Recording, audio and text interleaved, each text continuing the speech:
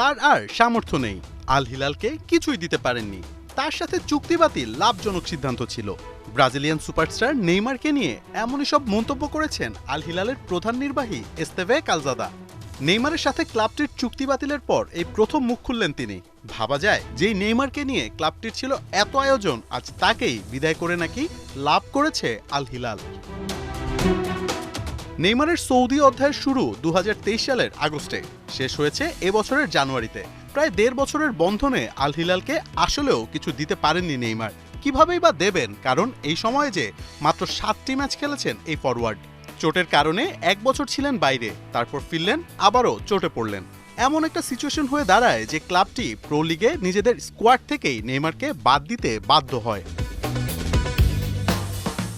33 বছর বয়সী নেইমারের সৌদিতে চোটপ্রবণ এক জীবনের বাস্তবতা তুলে আনেন কালজাদা। আমি খুব দুঃখিত যে আমরা কখনোই নেইমারকে পাইনি। আমাদের এমন খেলোয়াড় প্রয়োজন যারা তাদের সর্বোচ্চ পারফরমেন্সটা দিতে পারবে। নেইমার বিপণনে অনেক অবদান রাখতে পেরেছে, কিন্তু আমাদের কাছে খেলার পারফরমেন্সই আগে। এর থেকেই আমরা উপসংহারে আসি যে আমাদের যা প্রত্যাশা তা অনুযায়ী খেলার সামর্থ্য তার নেই। তার চুক্তি বাতিলের সমঝোতা সব পক্ষের জন্যই লাভজনক ছিল। নেইমার বর্তমানে ফিরে গেছেন তার জীবনের প্রথম ক্লাব সান্তোসে।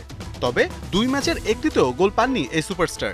দ্বিতীয় ম্যাচে তো ছিলেন নাজেহাল অবস্থায়, ড্রিবলিংটা পর্যন্ত করতে পারছিলেন না এই ব্রাজিলিয়ান। চোটের কারণেই নেইমারের আজ এই দুরবস্থা। তবে ব্রাজিলিয়ান ভক্তরা চাইবেন খুব জলদি নিজের চেনা রূপে ফিরে সকল সমালোচনার কড়া জবাব দিবেন নেইমার জুনিয়র। কিন্তু প্রশ্নটা হচ্ছে, নেইমার আসলেই তা করতে পারবেন তো? মোহাম্মদ আদনান, 71।